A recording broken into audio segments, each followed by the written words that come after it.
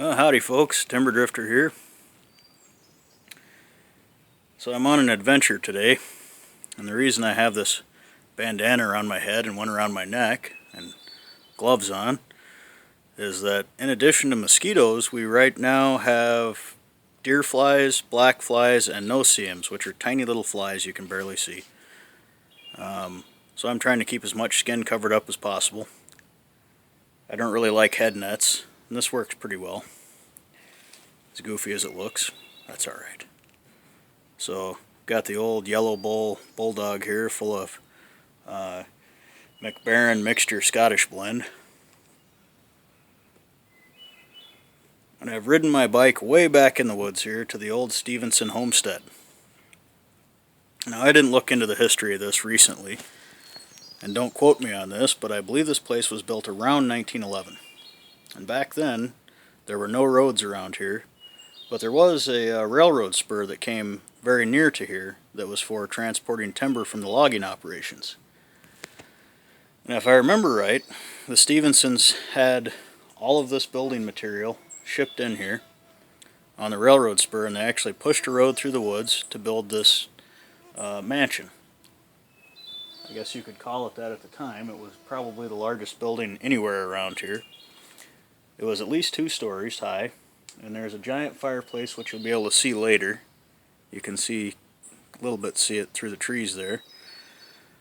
And the reason they came here was they thought it would be a good place to grow cranberries, which is what grows well in northern Wisconsin, cranberries and potatoes.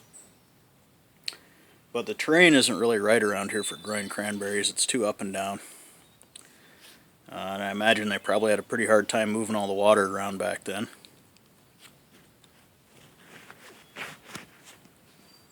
Had to pull up my sleeve, I'm getting bit up.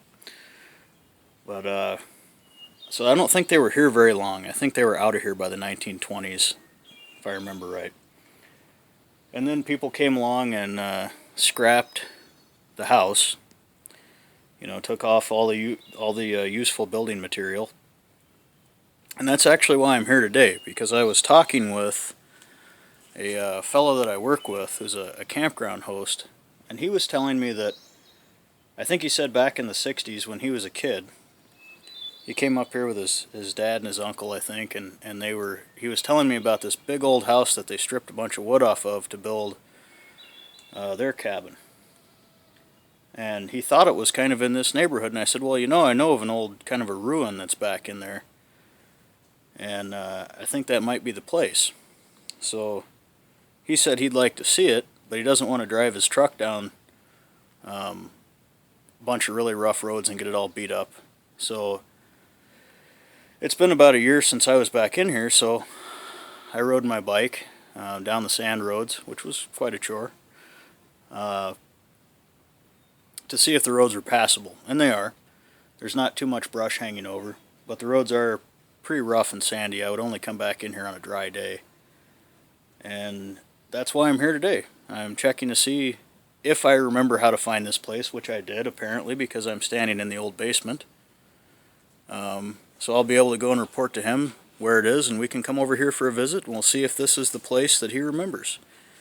He talked about a huge chimney, and this place certainly has one. You can see the walls as I'm going around here.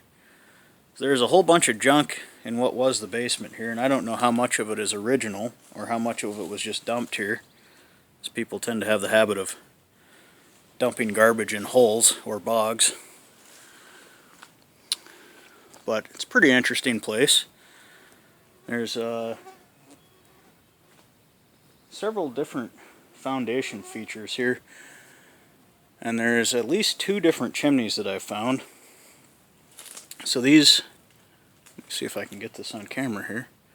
So what you're looking at there is, it's like terracotta tile that they used to line chimneys with. Or not tile, but it's like a tube. And then rock and cement put together. There's several broken pieces. There's another one. And then up there, there's more. Looks like this chimney fell down that direction. And here is the base of it.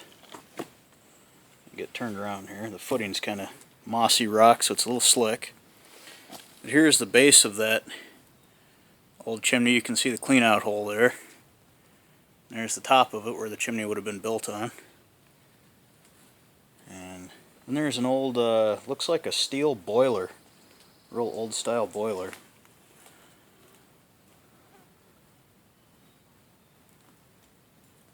And various other bits and pieces of garbage. Sheet metal and cable, and there's another small foundation here. You can see that's the corner of it down in the basement. I'm not sure what that would have been.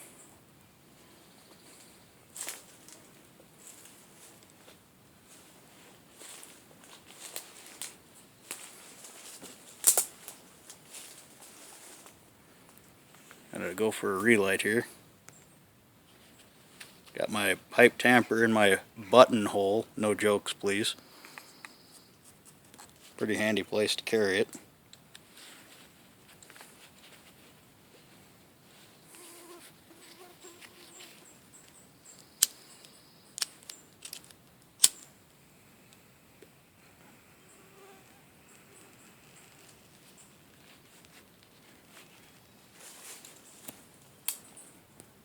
So let's see the best way to get over that other chimney.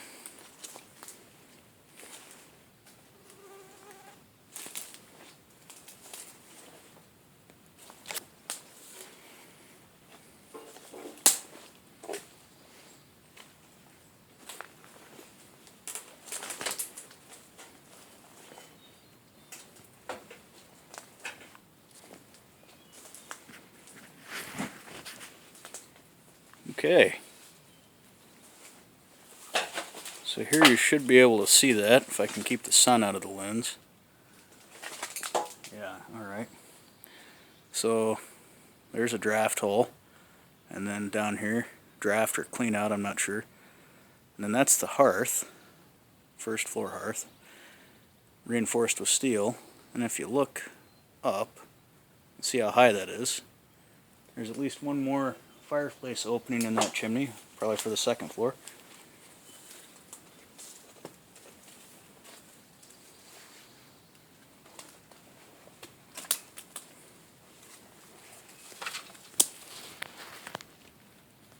So this looks like this was a doorway right next to the chimney.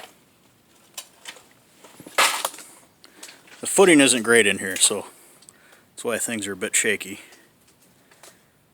Show you that again. There you go. Pretty tall. Native stone, which is not hard to find around here, considering that this is a glaciated landscape, so pretty much all there is here is stone and sand. Ooh, a dark hole. That'd be a good spot to stash things. Let's get back out of here and back up to the surface.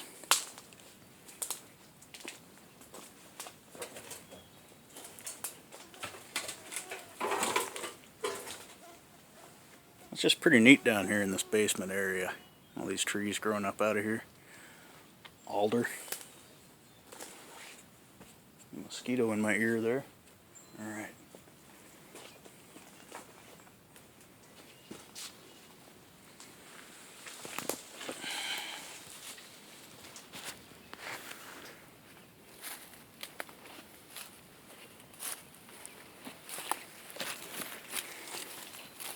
So this is another small foundation attached to the side of the larger one.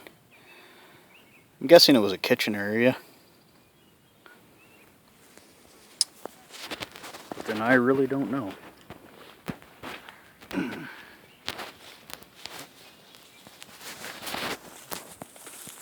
Looks like that was another doorway there. You can see the opening in the foundation.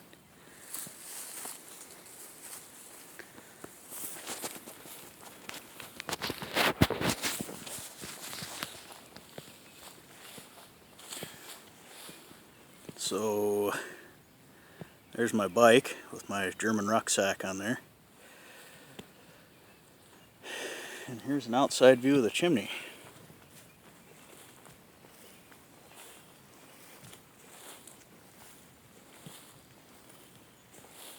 Alright, there it is.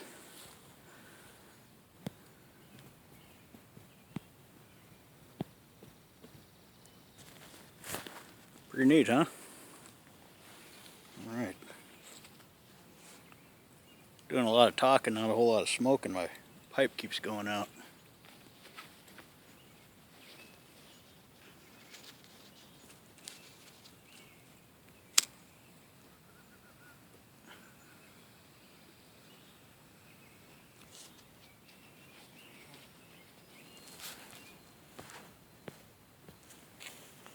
Yep, pretty neat area. It's fairly hard to get to. You wouldn't want to bring a car back in here.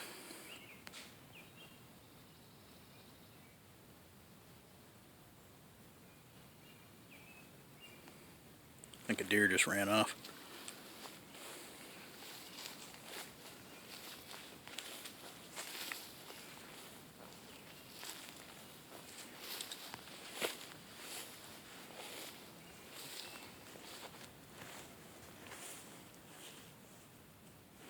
Everything's pretty grown up around here, so it's hard to tell exactly where the old cranberry beds used to be. But I found a few of them, not close by here, but there are old irrigation ditches. Let's see if I can get that without the sunlight affecting it too much. So there's one right there, full of water. Let's walk down here.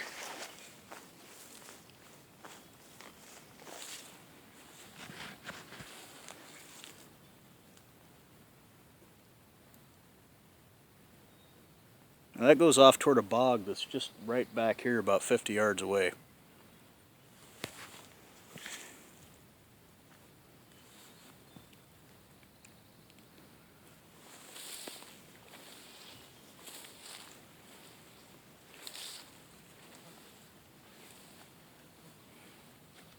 So I've got my German rucksack I've been carrying off and on for about 10 years. Last fall I reinforced these straps with leather. Makes it a lot more comfortable to carry. These straps are padded, but they're fairly thin. And also where that buckle is tends to be right here on my shoulder, which is very uncomfortable. So I extended it down past the buckle. Pretty good modification for this pack.